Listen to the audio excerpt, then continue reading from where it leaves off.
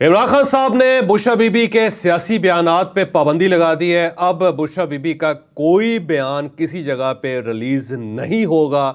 इमरान खान साहब ने ये क्यों किया, ये हम आपको आज के व्लॉग में बताएंगे। और एक थ्योरी ये डेवलप हो रही है कि कहीं इमरान खान साहब ने बुशरा बीबी को इस्तेमाल करके उनको साइड पे तो नहीं कर दिया, या फिर बुशरा बीबी ने इमरान खान साहब को इस्तेमाल करके कहीं उनको साइड पे तो नहीं कर दिया। ये भी हम आपको आज के व्लॉग में पूरी तफसील के साथ बताएंगे। और बुशरा बीबी की जो ऑडियो है, जो वीडियो है, एक परसेप्शन ये डेवलप हो रहा है कि जानबूझ के रिलीज़ की गई है और पार्टी के कुछ लोग इस साजिश के पीछे उनका हाथ है और वो चाहते थे कि बुशरा बीबी इस किस्म की गलती करे। क्या ये बात दुरुस्त है? इसके ऊपर भी हम आज के व्लॉग में पूरी तफसील के साथ रोशनी डालेंगे। और 9 मई के मुजरमों का पहला बैच पकड़ा गया, उसको सज़ा हो गई। आने वाले दिनों में किस किस को सज़ा हो सकती है, ये भी हम आपको आज के व्लॉग में पूरी तफसील के साथ बताएंगे। और इस एहतजाज को रोकने के लिए गवर्नमेंट की स्ट्रेटजी क्या है, ये भी आपको इसी व्लॉग में बताई जाएगी। लेकिन व्लॉग की तरफ जाने से पहले मेरी आपसे रिक्वेस्ट है कि चैनल को सब्सक्राइब ज़रूर कीजिएगा और ये जो बेल आइकन है उसको ज़रूर प्रेस करें ताकि नोटिफिकेशन आपको मिलता रहे। और यही वो सपोर्ट है, यही वो फेवर है जो आप हमारी कर सकते हैं। अस्सलाम वालेकुम नाजरीन, मैं हूं फ़रूख अब्बास न्यूट्रल बाय जावेद चौधरी में। नाजरीन, खान साहब ने बुशरा बीबी को सियासत से हटा दिया। खुद ही उन्हें स्पोक्समैन अपना बनाया था कि जाएं बात करें, बताएं लोगों को कि मैं क्या कह रहा हूं। किसी और पे एतबार ही नहीं कर रहे थे। अब जिस पे एतबार कर रहे थे उसी ने शायद सबसे ज़्यादा भरोसा तोड़ दिया और खान साहब मजबूर हो गए ये कहने के लिए कि बीबी अब आप सियासत में मजीद कदम नहीं रखेंगी, मेरा कोई पैगाम किसी को नहीं देंगी। लेकिन ये ऐसे नहीं हुआ जिस तरह से आप ये सुन रहे हैं। इसके पीछे मुहर्रिकात और हैं, डिटेल से बताते हैं जावेद चौधरी साहब। अब बुशरा बीबी जो है वो ज़ाहिर जेल से बाहर आई और उससे पहले हमने एक व्लॉग किया था और उस व्लॉग में ये बताया था कि बुशरा बीबी बाकायदा एक डील के ज़रिए बाहर आ रही है और उनका मकसद ये है कि उन्होंने पार्टी को तोड़ फोड़ देना है और पार्टी के अंदर एक रिफ्ट पैदा हो जाएगी और अलीमा खान साहबा का ग्रुप बन जाएगा, एक बुशरा बीबी का ग्रुप बन जाएगा और आप देखिएगा ये पार्टी को दीवार के साथ लगा देंगी वगैरह वगैरह। हमने पूरी तफसील के साथ एक व्लॉग किया था और उस व्लॉग का जो लिंक है वो हम नीचे डाल रहे हैं। आप उसको दोबारा जब सुनेंगे या देखेंगे तो आपको सारा अंदाज़ा हो जाएगा कि किस किस्म की मीटिंग्स बुशरा बीबी के साथ इस्टेब्लिशमेंट की जेल के अंदर होती रही है और उसका मकसद क्या था और अल्टीमेटली बुशरा बीबी ने वो मकसद पूरा कर दिया। अब जब ये बयान आया बुशरा बीबी के, 2 बयानात आए सामने ये एक ज़हन में रखिएगा। एक बयान तो ये था कि जिसके अंदर वो इंस्ट्रक्शंस दे रही हैं कि किस एमपीए ने कितने लोग लेके आने, किस एमएनए ने कितने लोग लेके आने, किसको पार्टी का टिकट मिलेगा, किसको पार्टी का टिकट नहीं मिलेगा। और जो वज़ीर आला की कुर्सी है ये कोई दायमी नहीं होती, इससे कुर्सी छीनी जा सकती है। और मोटरसाइकिल जो होंगे वो काफ़िले के साथ कैसे दौड़ेंगे, इंटरनेट बंद होगा तो क्या किया जाएगा, और जो गाड़ियाँ लाई जाएंगी उसके अंदर से फुटेजेस कैसे बनेंगी, बाहर से फुटेजेस कैसे बनेंगी, और एक पूरा यूनिट है जो इस सारे जो एहतजाज है उसको मॉनिटर करेगा वगैरह वगैरह। और अगर कुछ शख्स गिरफ्तार हुआ तो उसको भी पार्टी से निकाल दिया जाएगा। ये सारी एक ऑडियो रिलीज़ हुई थी सबसे पहले बुशरा बीबी की, जिससे बहुत ज़्यादा कंट्रोवर्सी डेवलप हुई। उससे पहले कुछ लोगों ने बताया कि बुशरा बीबी ने क्या इंस्ट्रक्शंस दिए, उसके ऊपर प्रोग्राम हुए। फिर एक दिन के बाद वो वीडियो रिलीज़ हो गई, ऑडियो रिलीज़ हो गई और ऑडियो जब लोगों ने सुनी तो उससे पता चला कि बीबी जो है वो तो बाकायदा इक़्तिदार संभाल चुकी हैं पार्टी का और अब सारे उनके सामने हैं और सारे हाथ बांध के बैठे हुए हैं। 500 लोग जो उस मीटिंग के अंदर आते थे जिसके अंदर बुशरा बीबी बाकायदा बात करती थी और इमरान खान साहब की इंस्ट्रक्शंस, इमरान खान साहब के पैगामात उन सबको देती थी। फिर जेल के अंदर जाके इमरान खान साहब से पूछा गया, गौर खान ने, गंडापुर साहब ने, बाकी सब ने पूछा कि जनाब ये बुशरा बीबी जो पैगामात दे रही हैं वो आप ही के पैगामात हैं। तो इमरान खान साहब ने तस्लीम किया कि मेरे पैगामात हैं और मैंने उनको अपना तर्जुमान बनाया, अपना पैगाम्बर बनाया, जिन्होंने आके अपने पैगाम, मेरे पैगाम आप तक पहुंचाने हैं और उनका यही काम है। जो मैं सोचता हूं, जो मैं करना चाहता हूं वो बुशरा बीबी आपको बताएगी और आपने उस इंस्ट्रक्शन को फॉलो करना है। तो ये इमरान खान साहब ने उसकी तस्दीक कर दी, जिसके बाद पार्टी को यकीन हो गया कि ज़ाहिर जो बुशरा बीबी जो कुछ कह रही हैं वो इमरान खान साहब की सोच है और वो रिफ्लेक्ट कर रही हैं उस सोच को, तो हमें उस सोच के ऊपर अमल दरामद करना है। तो ये पार्टी को अंदाज़ा हो गया। अब उसके बाद फिर ये वीडियो आई और जब ये वीडियो आई तो उसने तहलका मचा दिया, क्योंकि सारी वीडियो ठीक थी, जो आखिर में सऊदी अरेबिया से रिलेटेड चीज़ें थी उसने तबाही फैला दी और पार्टी जो थी वो बैकफुट पे चली गई, क्योंकि कोई एक शख्स भी ऐसा नहीं है कि जो इस वीडियो को सपोर्ट कर सकता हो या ये कह सकता हो जी बुशरा बीबी ने ठीक किया है। जितने लोग हैं उन्होंने ये बताने की कोशिश की है जी बुशरा बीबी का ये मकसद नहीं था, उन्होंने सऊदी अरेबिया का नाम ही नहीं लिया। भाई अगर सऊदी अरेबिया का नाम नहीं लिया तो ये मदीना मुनव्वरा इथोपिया के अंदर है, वो सऊदी अरेबिया के अंदर ही है।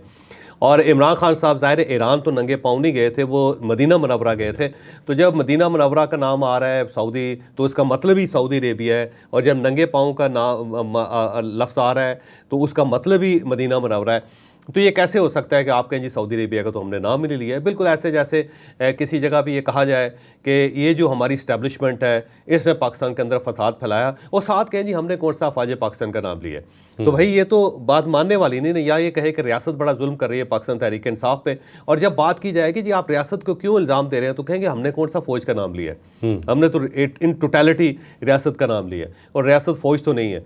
तो ये उज़्र गुनाह बदतर गुनाह है कि जो आपने उज़र कर दिया, जो आपने गुनाह कर दिया, उसका जब उज़र दे रहे हैं तो वो आपके गुनाह से ज़्यादा बदतर हो गया।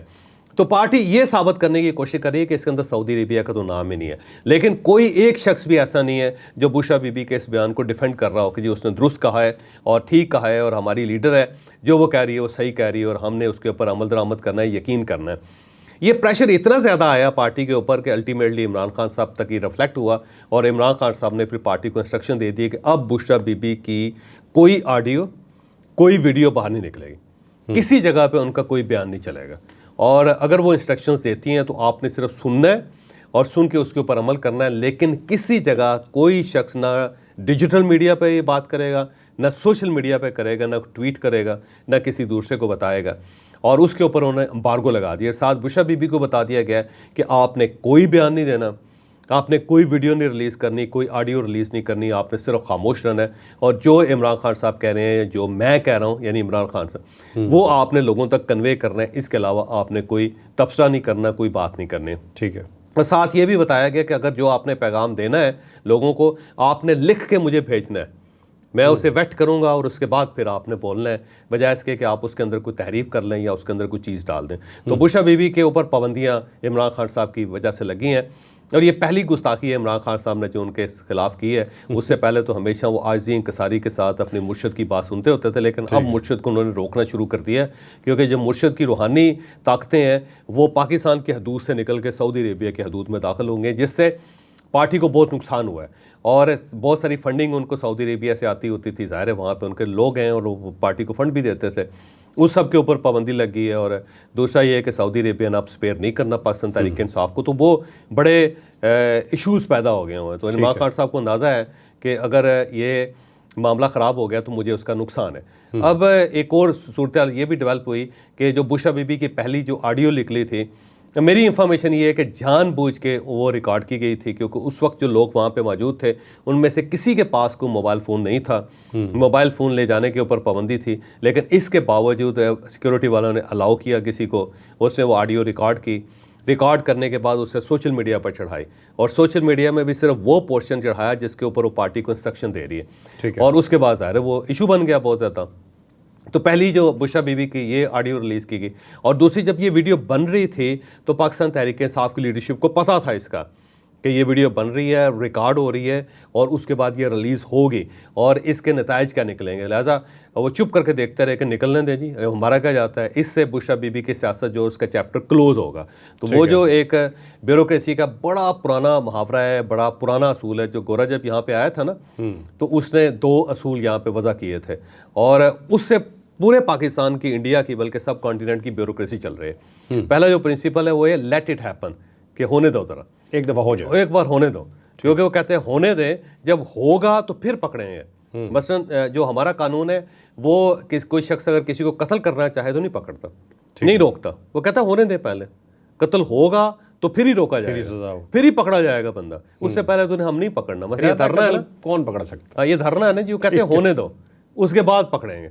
तो लेट इट हैपन जो है ना, हमारी ब्यूरोक्रेसी का एक बड़ा सुनहरा फार्मूला है, ये पूरे सब कॉन्टिनेंट के अंदर चल रहा है। और दूसरा जो है ना वो है लेट हिम टाइड फर्स्ट, कि पहले इसको थकने दें। तो ब्यूरोक्रेसी जो है ना, ये पूरी जो है पूरा सिस्टम है ब्यूरोक्रेटिक पाकिस्तान का, वो लोगों को थकाता है।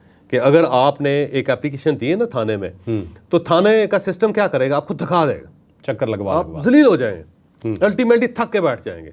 तो पहले तो आपको थकाएंगे वो किसी भी जगह पे, और हर जगह पे 9 मई का है ना केस, देखें थका रहे हैं, पाकिस्तान तहरीक इंसाफ है ना, एस्टैब्लिशमेंट थका रही है उनको। इमरान खान साहब भी उनको थकाने की कोशिश कर रहे हैं, गवर्नमेंट जो उनको थका रही है, ये गवर्नमेंट को थका रहे हैं। तो ये पाकिस्तान का ब्यूरोक्रेटिक सिस्टम है। तो जब ये बुशा बीबी की वीडियो रिकॉर्ड हो रही थी ना, तो उस वक्त सारी पार्टी ने कहा कि लेट इट हैपन, होने दें, फिर देखते हैं। तो इसलिए वीडियो आई, किसी ने नहीं रोका, किसी ने एडिट नहीं करवाया, उन्होंने कहा जाने दें, वो चली गई। अब उसका नुकसान बुशा बीबी को ये हुआ कि उनकी सियासत का चैप्टर क्लोज हो गया और पार्टी जो आज़ाद होगी। उन्हें पता है कि बस बुशा बीबी ने देख लिया बात करके, और उसके बाद पूरी पार्टी को फंसा दिया उन्होंने, या वो मरवत साहब ने जो कहा था ना वो कर दिया इन्होंने उसके साथ। तो उसकी वजह से अब वो कह रहे हैं कि ठीक है जी। तो ये बेसिकली उनके साथ ये हाथ हुआ है। मुझे लगता है पहली ऑडियो जो रिकॉर्ड की गई जानबूझ के की गई, जानबूझ के रिलीज़ की गई कि बुशा बीबी को एम्बेरस किया जाए, इमरान खान साहब को एम्बेरस किया जाए, बुशा बीबी की जो पॉलिटिक्स को ख़त्म किया जाए, उनको पार्टी से साइड पे किया जाए, क्योंकि ये तो इमरान खान साहब का नुमाइंदा आके बैठ गए और उसके सामने तो हम कुछ भी नहीं कर सकेंगे। हमें जो इंस्ट्रक्शन दी गई हैं उसको फॉलो करना पड़ेगा। तो हमारी जान फंस गई, हमें तो ये धरने देने पड़ेंगे, एहतजाज करने पड़ेंगे। लिहाजा ये ऑडियो रिलीज़ करें ताकि ये बैक फुट पे आए। और दूसरी जब वीडियो बन रही थी उन्होंने कहा बनने दें, जब रिलीज़ हो रही थी उन्होंने कहा रिलीज़ होने दें, जब वो चलनी शुरू उन्होंने कहा चलने दें, क्योंकि इसका हमें फ़ायदा है। तो अल्टीमेटली वो कामयाब हो गए बुशरा बीबी के पर काटने में। ठीक है अच्छा साहब, हमने दोनों स्टोरियाँ ही अपनी कवर कर ली हैं पहले ही क्वेश्चन के साथ अपने। अब एक क्वेश्चन इसमें ही खड़ा होता है, बीबी को खान साहब ने यूज़ किया कि पहले पैगाम पहुंचवाओ पीछे हट जाओ, या पार्टी ने यूज़ किया कि इनकी सियासत खत्म? अब देखिए दो किस्म के व्यूज़ हैं। एक तो ये है कि लोग ये कहते हैं कि इमरान खान बहुत स्मार्ट आदमी, बहुत चालाक आदमी है, बड़ा समझदार आदमी है और वो सबको इस्तेमाल कर जाता है।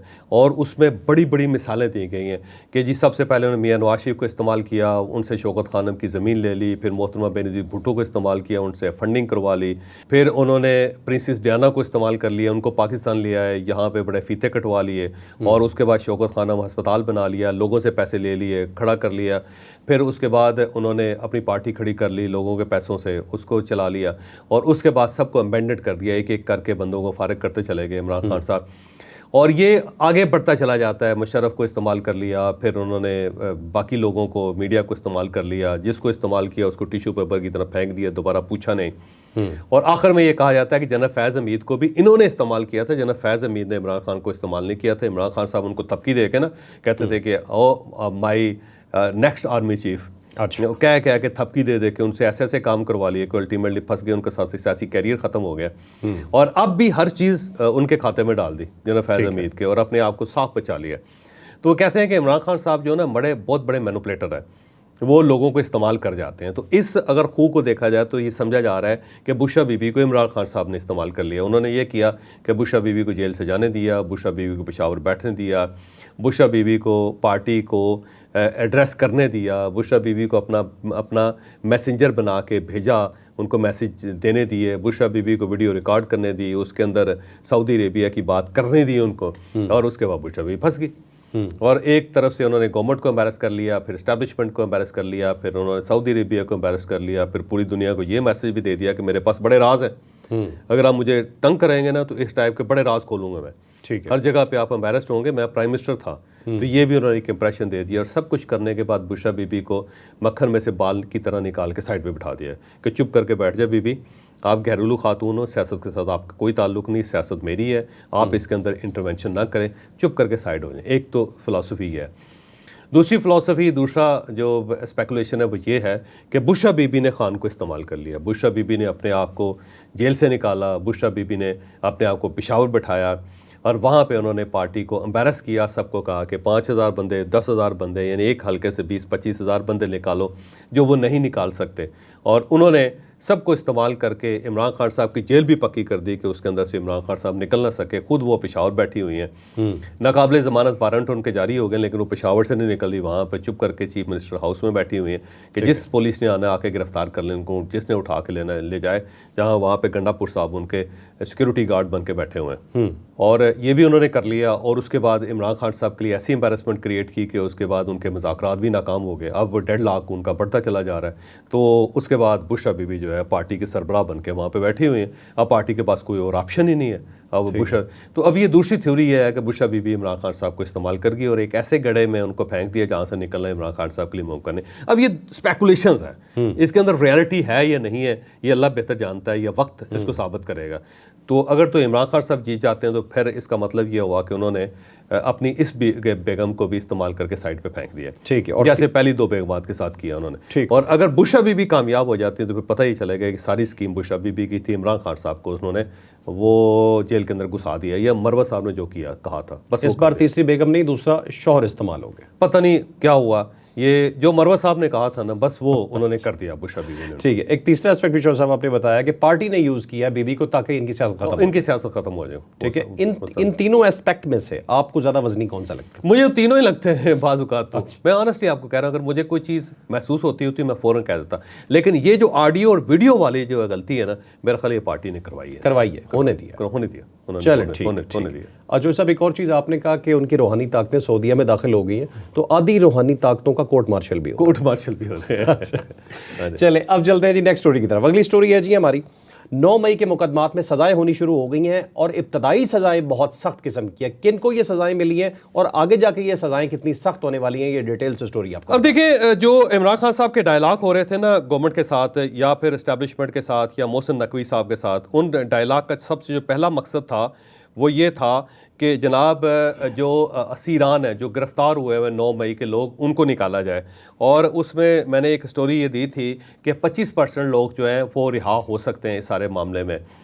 लेकिन ज़ाहिर इमरान खान साहब बहुत पुश कर रहे थे कि सब लोगों को, बल्कि एक ही एजेंडा था, बाकी सब तो एवं थे कि 26 में तरमीम ख़त्म की जाए और ये फॉर्म 47 की गवर्नमेंट ख़त्म की जाए, हमारा मैंडेट वापस दिया जाए, हमें प्राइम मिनिस्टर बनाया जाए। ये सारे जो है ना, मेरा ख्याल है फिलर्स थे। जो असल जो मुतालबा था वो यही था कि तमाम लोग जो गिरफ्तार हैं उनको रिहा करवाया जाए, जिसमें इमरान खान साहब पहले नंबर पे आते हैं। नंबर 1 कैदी जो है वो इमरान खान साहब हैं। ये कैदी नंबर 804 नहीं है, बल्कि कैदी नंबर 1 है। वो ये चाहते थे कि मुझे रहाई मिले। और उसके साथ जो पाकिस्तान तहरीक इंसाफ के जो बड़े वर्कर्स हैं, जिसमें एजाज चौधरी है, महमूद रशीद है, डॉक्टर यास्मीन राशिद है, फिर उसके अंदर शाह महमूद कुरैशी है, फिर उमर चीमा है, इस टाइप के जो लोग हैं उन सबको रिहा करवाया जाए। बाकी अगर कोई लोग रह भी जाते हैं तो ठीक है, वो सजा भुगतते रहे। गरीब आदमी है, आम आदमी है, उसमें पाकिस्तान तहरीक इंसाफ को क्या फ़र्क पड़ता है उससे। तो अब इस तरह किया कि जब ये मुज़ाकरात नाकाम हो गए और ये सऊदी अरेबिया वाला बयान आया, तो सबसे पहला जो उसका रिएक्शन आया वो ये कि 9 मई के जो पहले 10 मुजरम हैं उनको सज़ा होगी। और ये जो मुजरम है, कोई बड़े मुजरम नहीं है, छोटे मुजरम है, लेकिन वहाँ से उन्होंने सज़ाएँ देनी शुरू कर दी हैं। ये 16 बेसिकली मुजरम है, मुल्ज़म है, जिनको सज़ा हुई है, लेकिन 6 के ऊपर पोश है, गिरफ़्तार नहीं हुए, लेकिन उनको उनकी गैर मौजूदगी में सज़ा दे दी गई है। और जो ही वो गिरफ़्तार होंगे तो सीधे जेल के अंदर उसके बाद वो सज़ा भुगतेंगे। इश्तिहारी है, तो इश्तिहारी करार दे दिया गया। तो अब ये जो लोग हैं वो मैं आपके सामने रख देता हूँ। और इनको ये उन्होंने 6 साल तक कैद की सज़ाएँ और जुर्माने की सज़ाएँ सुनाई की है। कुल 17 मुजरम थे और उनके खिलाफ 10 मई को FIR दर्ज हुई थी। FIR नंबर है 626/24। और इनमें नामजद मुल्ज़मान को बाद तफ्तीश जो है, इनमें से एक मुजरम है जिसको रिहा कर दिया गया था, जिसका कोई कसूर नहीं निकला। तो 17 में से 16, ये एक बैच है। ये याद रखिएगा कि जो लोग मुजरम पकड़े, मुल्ज़म पकड़े गए, वो बैजिस में है। तो फर्स्ट बैच जो है ना, वो 17 मुल्ज़मान का था, जिसमें एक शख्स बेगुनाह था, उसको पहले ही रिहा कर दिया गया। तो वो सुप्रीम कोर्ट ऑफ पाकिस्तान से इजाज़त ली गई थी। ठीक है, 6 जो लोग और 10 रह गए पीछे। हाँ, उसमें से अब उसके अंदर जो है ना, आगे उन्होंने 6 लोग जो है ना रुपोश हैं, लेकिन उनके खिलाफ भी बाकायदा ट्रायल चला के उन्हें भी सज़ाएँ दे दी। और 10 को सज़ाएँ दी गई हैं जो इस वक्त अफवाज पाकिस्तान की हिरासत में है, और इनको उन्होंने बाकायदा जो दहशतगर्दी की अदालत है उसने सज़ा दी है। और इनमें से इस्लामाबाद के एक रिहायशी आबद महमूद उनका नाम है, ये मेरा ख्याल है रावलपिंडी इस्लामाबाद से पकड़े गए थे, और शायद इन्होंने, जहाँ तक मेरी मालूमात है, इन्होंने GHQ के ऊपर हमला किया था। ठीक है। फिर एहसन अयाज है, फिर एक शौकत नाम का बंदा है, ये बाजोड़ का रिहायशी है, फिर नईमुल्ला है, फिर जाकिरुल्ला है, और फिर रावलपिंडी का एक रिहायशी है मतीउल्ला। इन लोगों को, अच्छा, इनमें से 4 मुल्ज़म ऐसे जो अफ़गान शहरी हैं, वो पाकिस्तानी नहीं हैं, और इनको ये अपने साथ ले आए थे। और ये मुझे लगता है किराए पे लोगों को भर्ती किया गया था, बहुत ज़्यादा लोगों को। तो उनमें से ये 4 जो लोग थे, इनको पैसे दे के मेरा ख्याल लाया गया होगा, लेकिन ये भी पकड़े गए हैं और इनको भी सज़ाएँ होंगी। इसमें दाऊद खान है, यूनुस खान है, एहसानुल्लाह है और लाल आगा है। और इन 4 शहरियों को भी जो है ना, और ये जो पाकिस्तान के मुख्तलिफ इलाकों में मुकीम थे, ये मुख्तलिफ इलाकों में मुकीम थे, और इनको यहाँ पे पकड़ के ले आए। तो 6 बंदे रुपोश हैं जिनका डाटा अभी रिलीज़ नहीं हुआ। मेरा ख्याल है वो किसी वक्त भी रिलीज़ हो जाएगा। सुबह तक जब ये वीलॉग चल रहा होगा उस वक्त तक मेरा ख्याल है वो रिलीज़ हो जाएगी। जब लिस्ट रिलीज़ हो जाएगी तो हम उनके लोगों के नाम भी आपके सामने रख देंगे। तो ये फर्स्ट बैच है जिसको सज़ा हुई। तो अब ये नहीं है कि ये आखिरी बैच है, अब ये तेज़ी के साथ सज़ाएँ अनाउंस होती रहेंगी और मुझे लगता है कि जिस वक्त ये वीलॉग अपलोड हो रहा होगा उस वक्त भी सज़ाएँ सुनाई जा रही होंगी।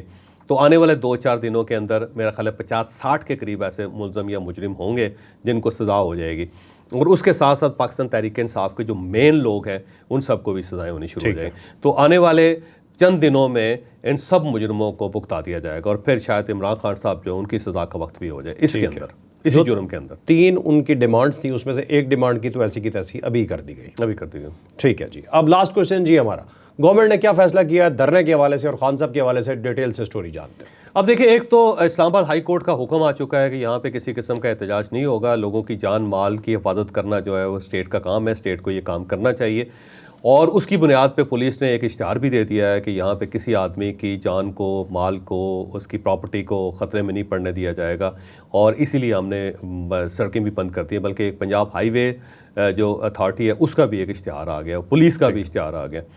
तो एक तो वो है, दूसरा जो गवर्नमेंट है, वफाकी गवर्नमेंट, उन्होंने कहा इस्लामाबाद हाई कोर्ट का हुक्म है, अब हमने इस हुक्म के ऊपर अमल दरामद करना है। तमाम मोटरवेज़ बंद कर दी गई हैं अब तक, बल्कि रात के वक्त ही बंद कर दी गई हैं। ना कोई बंदा दाखिल हो सकता है, ना कोई शहर से निकल सकता है और शहर जो है ना, इसका जो ईरान हाईवे है उसकी दोनों साइडों पे कंटेनर लगा के शहर से निकलने का रास्ता भी बंद कर दिया गया, शहर के अंदर दाखिल होने का रास्ता भी बंद कर दिया। मेरा ख्याल है एयरपोर्ट्स भी उस तरफ से उनके रास्ते भी बंद कर दिए जाएंगे, उसमें ना कोई आदमी फ्लाई कर सकेगा, ना कोई बंदा बेचारा उतर के, हो सकता है उसको एयरपोर्ट के अंदर ही बैठना पड़े या हो सकता है गवर्नमेंट को रास्ता खोल दे एयरपोर्ट का। एयरपोर्ट के रास्ते ज़रूर खुलने चाहिए, फिर हस्पतालों के रास्ते भी ज़रूर खुलने चाहिए। लेकिन इस वक्त पूरे शहर के अंदर पुलिस है, रेंजर्स है, FC है और चेक पोस्ट बन गई हुई हैं और जो रेत की बोरियां रख के उसके पीछे गन्स लेके जो सिक्योरिटी एहलकार हैं वो बैठ गए हुए हैं और फिर पूरे शहर के अंदर इस वक्त जासूसी का नेटवर्क भी है ताकि लोगों को गिरफ्तार किया जाए। पाकिस्तान तहरीक इंसाफ ने एक मेरा ख्याल चवली मारी थी कि 10,000 लोग हमने इस्लामाबाद के अंदर भेज दिए हुए हैं, वो 10,000 बंदे तलाश करते रहे, वो तो नहीं निकले किसी जगह से भी। लेकिन उससे ये नुकसान हुआ पाकिस्तान तहरीक इंसाफ का कि ये पूरे इस्लामाबाद के अंदर सर्च ऑपरेशन हुआ जिसमें उनके बहुत सारे लोग पकड़े गए। बाकी पाकिस्तान तहरीक इंसाफ की जितनी लीडरशिप है वो सारी गायब हो गई है, कुछ KP के अंदर बैठी हुई है और जो बाकी हैं वो ज़ेर ज़मीन चले गए और वो अपने घरों में बैठ के वहाँ से ही ऑडियो लिंक पे टेलीविज़न शोज़ में जा रहे हैं और गायब हैं ताकि उनको गिरफ्तार ना किया जाए, क्योंकि इस बार अगर गिरफ्तार होंगे तो फेंटा भी बहुत लगेगा। सबको इस चीज़ का पता है कि फेंटा, क्योंकि ये फ़ाइनल कॉल सिर्फ पाकिस्तान तहरीक इंसाफ की तरफ से नहीं है, गवर्नमेंट की तरफ से भी ये फ़ाइनल कॉल है। गवर्नमेंट भी अब मेरा नहीं ख्याल कि लंबा इसको लिंगर ऑन करने देगी। तो गवर्नमेंट की तरफ से बंदोबस्त पूरे हो गए हुए हैं, शहर को कॉर्डन ऑफ कर दिया गया है। पंजाब के अंदर दफ़ा 144 है, ना वहाँ से कोई आ सकेगा ना कोई जा सकेगा। तमाम जो ट्रांसपोर्ट्स हैं उनके ऊपर पाबंदी लगा दी हुई है, अड्डे बंद कर दिए हुए हैं, वहाँ से ट्रांसपोर्ट भी रुक जाएगी और मेरा ख्याल है शायद आने वाले दिनों में फ़्लाइट्स भी रुक जाएं। और ये जो वीलॉग हम कर रहे हैं पता नहीं अपलोड होता है या नहीं होता, क्योंकि इंटरनेट भी बंद होने वाला है, तो कल इंटरनेट भी स्लो डाउन हो जाएगा और साथ साथ बंद हो जाएगा। तो हम इसीलिए इसको पहले ही अपलोड कर रहे हैं कि भाई साहब हो सकता है आप देख लें, उसके बाद ऐसा ना हो कि बिल्कुल ही ब्लैकआउट हो जाए और ना हम आपको सुन सकें ना आप हमें सुन सकें। लेकिन जब तक है जान उस वक्त तो कुछ ना कुछ करते रहेंगे। ठीक, तो ये है सूरत हाल सारे। ठीक है नाज़रीन, आपने आज का वीलॉग देखा। इस्लामाबाद की एक आपको तकलीफ दे बात बताता हूँ कि इस्लामाबाद भी एक शहर है जिसमें लाखों की तादाद में लोग रहते हैं। जब एक साइड से एम्बुलेंस आती है और आगे से कंटेनर बंद मिलता है ना, तो उसके पास कोई रास्ता नहीं होता जाने का, क्योंकि कंटेनर इतना आसान नहीं होता कि उठा के साइड पे रख दे और मरीज़ को हॉस्पिटल पहुंचा दिया जाए। तो बाज़ लोग अपनी मदद आपके तहत ये काम कर रहे होते हैं कि दूसरी साइड पे एक एम्बुलेंस स्टैंड बाय पे खड़ी की होती है, वैसे ही कि अगर कोई आएगी तो हम मरीज़ को यहाँ से उठा कर वहाँ ले जाएंगे। और बाज़ औक़ात मरीज़ की कंडीशन भी ऐसी नहीं होती कि वह एम्बुलेंस से निकाला भी जा सके। तो खुदा का नाम है हमारे इस शहर पर रहम करें, अपने इस धरनों एहतजाजों को जहाँ भी लेके जाना है लेके जाएँ, लेकिन सड़कों को और लोगों को ख्वार मत करवाएं। लाइक शेयर सब्सक्राइब करना ना भूलिएगा। इजाज़त दीजिए, अल्लाह हाफ़िज़।